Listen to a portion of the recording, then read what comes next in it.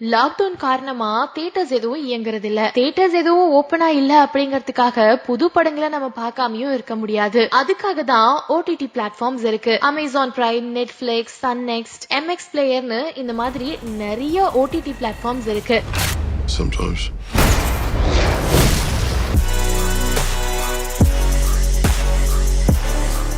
So இந்த பிளாட்ஃபார்ம்ஸ்ல நிறைய தமிழ் படங்களை ரிலீஸ் பண்ணலான்னு பேச்சுவார்த்தைகள் போய்கிட்ட இருக்கு. அந்த வகையில ரீசெண்டா ஜோதிகா நடிச்ச பொன்மகள் வந்தால் மூவிய அமேசான் பிரைம்ல மே 29th ரிலீஸ் பண்ணலான்னு பிளான் பண்ணிருக்காங்க. அண்ட் இந்த விஷயத்த அபிஷியலாவும் அனௌன்ஸ் பண்ணிட்டாங்க. அதே மாதிரி கீர்த்தி சுரேஷ் நடிச்சிருக்க பெண் குயின் படத்தையும் ஜூன் 19th அப்போ ரிலீஸ் பண்ண போறாங்க. இந்த ரெண்டு படங்களையும் அமேசான் பிரைம்ல தான் ரிலீஸ் பண்றாங்க. ஜோதிகாவோட பொன்மகள் வந்தால் படத்தை பொறுத்த வரைக்கும் ஒரு பெரிய அமௌண்ட்க்கு தான் 2D நிறுவனம் இந்த படத்தை அமேசான் பிரைம்க்கு வித்திருக்காங்க.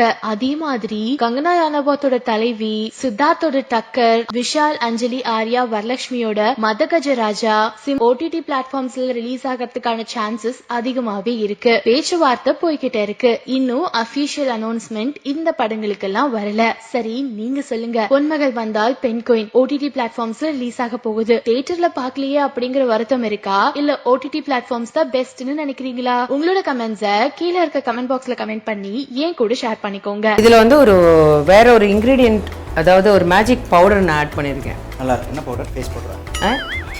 ஃபேஸ் பவுடரா? Powder. This is not cooked with Komal, you know.